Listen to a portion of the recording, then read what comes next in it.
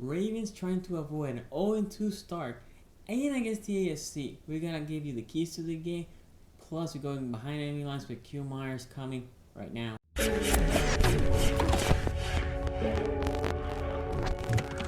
Renegade.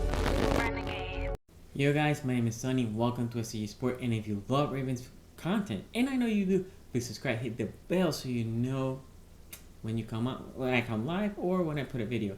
We're gonna have a segment behind enemy lines later with Q Myers, so make sure you stay tuned for that. Also, guys, make sure you like the video. That helps me a lot. I do appreciate it. And leave me comments below. What is your score prediction? Okay, we're gonna divide this between the offense and defense. My keys to the victory, I have them here. So we're gonna start with offense. Obviously, Lamar Jackson's a big key. Obviously, he is the main guy. One thing, if you go and check the game against the Chargers, they couldn't stop the run. They couldn't stop J.K. Dobbins with 10 rushes, 100 plus rushing yards. You have to pound the ball. You have to pound the ball with Derrick Henry, Justin Hill. But Derrick Henry was your big signing. You want to pound the ball with Derrick Henry. Lamar Jackson should have at least 8 rushes. Misdirection, right? You want to keep them guessing. And also, that will help you in the passing game. Slow down Maxx Crosby and company. So, first and foremost, you have to rush the ball. You want to have Derrick Henry going with full head of steam to the second level. You want to have Lamar rushing efficiently and Justice Hill. And like I said, 8 times is what I'm thinking they should be for Lamar Jackson. Protect Lamar Jackson. O-line has to do better. I think Stanley had a strong game. Voorhees, in my opinion, had a really strong game. And you get Linderbaum, also a strong game. But then you had the right side. Non-existent, right? Fahalele. I would like for them to eventually migrate Fahalele out. How bad is Ben Cleveland that he cannot get in the field with Fahalele's performance how it was? I would like to see a different guard, but we'll see. I will give Fahalele this. He looked a little bit better as the game went through. And then Rosengarten, rookie first game, he has some whiffs. He has some strong points too, but he has some whiffs. And then you have McCarry there also as well. They were interchanging the right tackle. So whoever this 5 that they ended up putting, they need to protect Lamar Jackson. The Kansas City Chiefs have a more or a stronger D-line than what the Raiders present, right? So you have to make sure you protect Lamar Jackson, especially against Maxx Crosby, which is a beast of a man. So Tom Munkin needs to be created. The O-line has to play better. But if Lamar Jackson is always under arrest, it's going to be trouble to establish the passing game for the running game if they're always collapsing the O-line behind. So that's like the main key of this game is, can the O-line protect? Can the O-line push that line forward? Create holes for the running game in the pocket for Lamar Jackson. The secondary for them is not elite, right? I think there's going to be opportunities for Zay Flowers. Again, they're only one sample size, but if you see what the Chargers did, there was a lot of elements, a lot of shorter passes, which is what the Baltimore Ravens are doing against the Kansas City Chiefs. The league week 1 basically with a 2 high shell, 2 safeties over the top. I don't think they're going to do that against the Ravens. And if they do that, the Raiders, then you need to pound the ball. Make them draw down. Then you're going to have the pass over the top. But in the meantime, Zay Flower is very shifty. I don't think anybody there can cover him. Both tight ends, I want to see more of Mark Andrews. Likely had a hell of a game. And obviously Bateman. You do have some weapons, right? If Likely is going to be like that and you know what you expect for Mark Andrews, then Bateman becomes your 4th option, right? And that itself is great because Bateman, I think, is still a good receiver. And if he's your 4 because the top 3 are better than him, that person's good on your side. I think if the Ravens do this, they're going to put points. They are going to put points. Key main thing is, can you protect the mark? Can you protect the pocket? Can you push and create holes? And also, this is the key for every game. Turnovers, right? You cannot have turnovers. This is not, in my opinion, this is not going to be a Justin Tucker game. I think that's not going to be a field goal type of game. But you need to protect the ball. No fumbles, no interceptions. And in the offensive side, I think you're going to be putting points. Second, on the defense, right? Gardner Minshew was here last year with the Colts. They ended up beating us. because we couldn't put that game away. We let them hang. Boom, overtime, we let them hang. Boom, they win. We cannot allow that. Gardner Minshew will take their shot. So the safeties, you will have shots for interceptions. Make sure if the shot is there, take it. Don't drop interception. Make sure those easy interceptions that I think Gardner Minshew will provide you, you're there to take. D-line. This O-line for the Raiders ain't great either. Right? We're talking about a Raiders team that has a lot of holes in that team.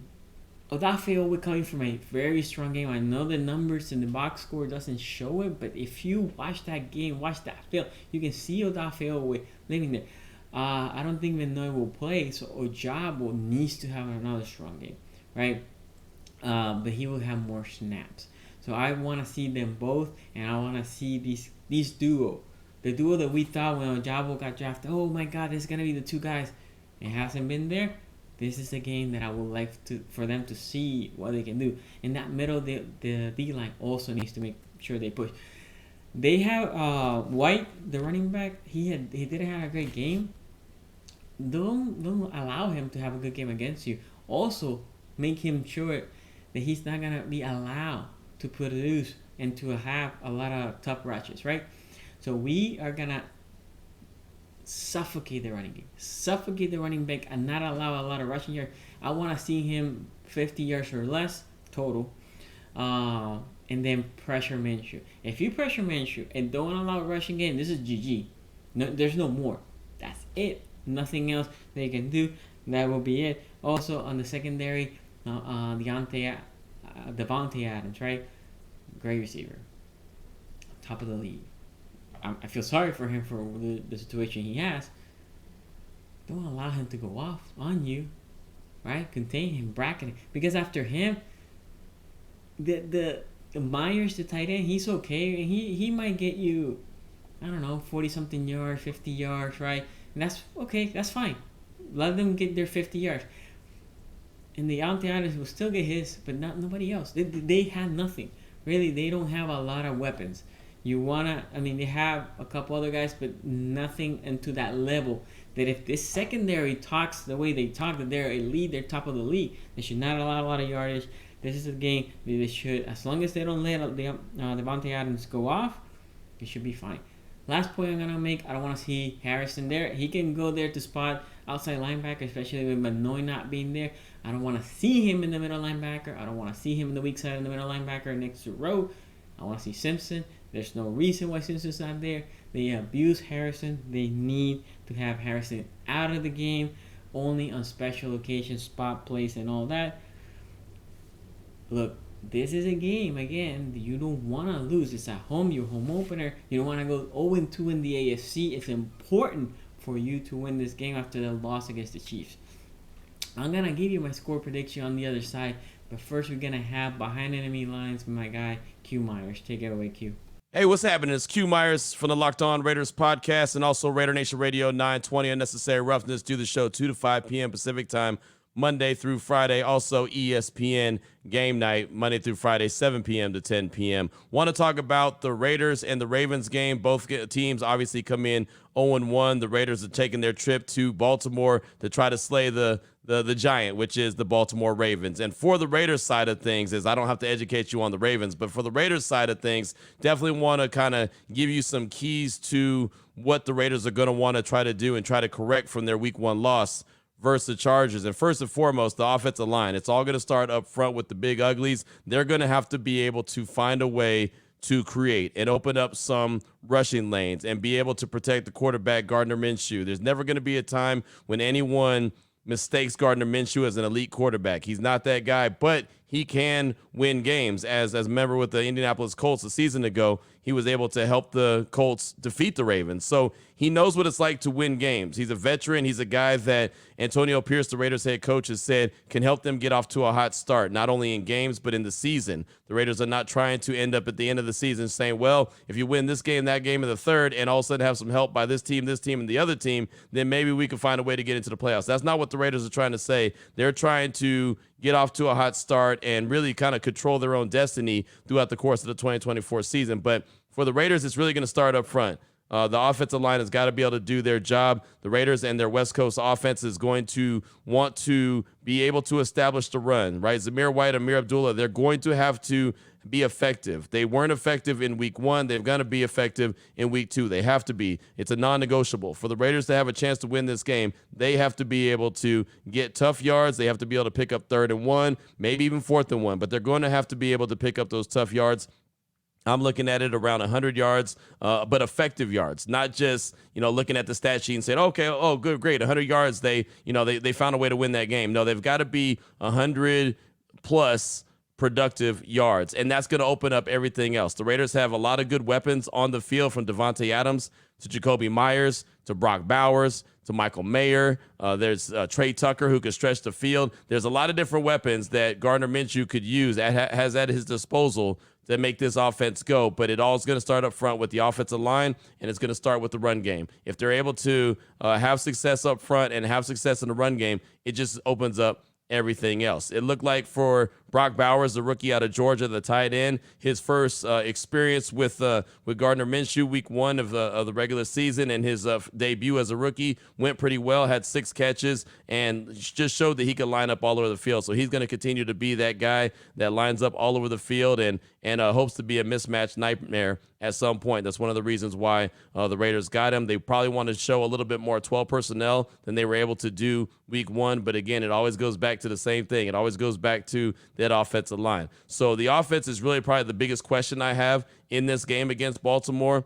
Just don't know if they can do more than they did week 1, where they were only able to come up with 10 points against the Chargers. That's not going to win a game against the Baltimore Ravens. Hell, that's not going to win a game in the National Football League as far as I'm concerned. So they need to find a way to kind of get this offense jump-started. For me, I think that they need to have an emphasis on getting the ball to Jacoby Myers. Devontae Adams is a no-brainer, but Jacoby Myers and, more importantly, Trey Tucker, taking a couple shots down the field, loosening up the defense a little bit, not allowing the Ravens or any other team to creep up, load up the box, try to stop the run, and then sit on all the short routes. They've got to be able to stretch the field and at least keep the Ravens defense honest. So we'll see if they're able to do that. Defensively, believe it or not, I feel really good about this game. Now, I know that Lamar Jackson's a different animal. Obviously, Derrick Henry's been a hell of a running back his whole career. Lamar is a cheat code. He's like a video game. It's like playing Madden on super speed, but the defense is not, right? I mean, he's just a different guy.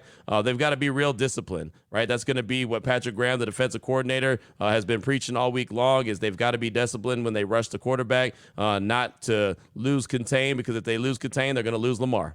It's just that simple. Lamar can get outside the pocket and, as you know, be out of there, right? It's those off-script plays that Lamar really is able to make, but the Raiders' defensive line looks to be their strength, right? From Maxx Crosby, Christian Wilkins, you'll get a lot of, Jenkins. Man, how did I just blank on his name? But you're getting John Jenkins. Jeez, the big fella in the middle as well. No Malcolm Kuntz, no Tyree Wilson. Those guys are injured, but you'll see, Charles Snowden. You'll see Janarius Robinson. You'll see a healthy dose of those guys. I think that definitely is the strength of the Raiders' defense, and they're going to try to get after Lamar. They're going to try to make life miserable for Derrick Henry, and but the defense is what I actually feel very confident about. I don't think it's going to be a high-scoring game. I've had some folks tell me that think the Ravens are going to score 30-something points. I don't see that. I think the Raiders' defense will keep them in every game that's on their schedule, including this one against Baltimore, but the offense is going to have to complement them, and that's the big question I have. Can the offense can they complement what they got to do? But the defensive line is really good. That makes everyone behind them even better. From the linebackers, Robert Spillane, Devon Diablo. You might even see Amari Gaynor. He was a really good player. You saw a lot from him in the preseason. I know the preseason is a different animal than the regular season, but he's got that sideline-to-sideline speed where I think he could be effective in this game if he gets into action. Secondary, I feel very confident about. When you got Nate Hobbs in the slot, you got Jack Jones on one outside and Ja'Cory Bennett on another one. They're all three guys that do a really good job in the secondary. Matter of fact, I think a week ago they only allowed 3 catches for about 14 yards, so they do a good job. And on the back end, Trayvon Merrick, the safety, he's kind of the guy that goes and creates some plays. The eraser at times is able to come up with create some turnovers, and that's something that the Raiders are going to have to do coming up on Sunday. I think they need to have at least a minimum of 2 turnovers, create a couple turnovers to give their offense a short field to give themselves a chance. Now, everything I just said, if they went and do it, does not mean that they're going to win the game, right? Because Baltimore, as we all know, is a really good team. This is going to be a huge test for the Raiders on the road. It's an early kickoff on the West Coast, 10 a.m. Pacific time. Antonio Pierce has actually been changing the times of practice throughout the course of the week, trying to get the Raiders players, get them kind of their body clock used to the Eastern time zone. So we'll see if that works. As a matter of fact, Friday really increased or not sped up, but had the practice a little bit earlier than any practice throughout the course of the week. Again, just trying to get that body clock prepared for the East Coast. So a huge test. We'll see what happens. They're another game on the road. They'll return to Allegiant Stadium coming up next week against the Carolina Panthers, but it's not on the Carolina. It's all about the Baltimore Ravens. So it's going to be a hell of a game. I do think it's going to be close. We'll just see if the Raiders and their offense can get jump started and get going. If they can, then, well, they have an opportunity to go into Baltimore and get a dub. But if they put out an offensive performance, anything close to what they did week 1 against the Chargers, then they're going to return to Allegiant Stadium in Las Vegas 0-2, and the Ravens will get their first win of the season. Again, I'm your boy Q Myers, Locked On Raiders podcast, Raider Nation Radio 920, Unnecessary Roughness, ESPN Game Night. Do a little bit of everything. You can find me on Twitter at your boy Q254. Enjoy the game. It's going to be fun. Sunday, Ravens and Raiders. There you have it. Make sure you follow Q. His Twitter handle is in the description below, and you heard all his program and everything that he has going on. I'm going to give you my score prediction. I don't think this is a game that you should be hanging it for 3 or 4 points, right? I think this is a game that you also put points. I'm going 27-13 Ravens. And this is a game that I think at the end in the fourth quarter, you're going to have a touchdown to really pull it away. I think this is a game that you should dominate. If you think you're that team at home, you should dominate this game. So we'll see. Give me your score predictions. I want to see it in the comment section below. And until next, guys, peace out.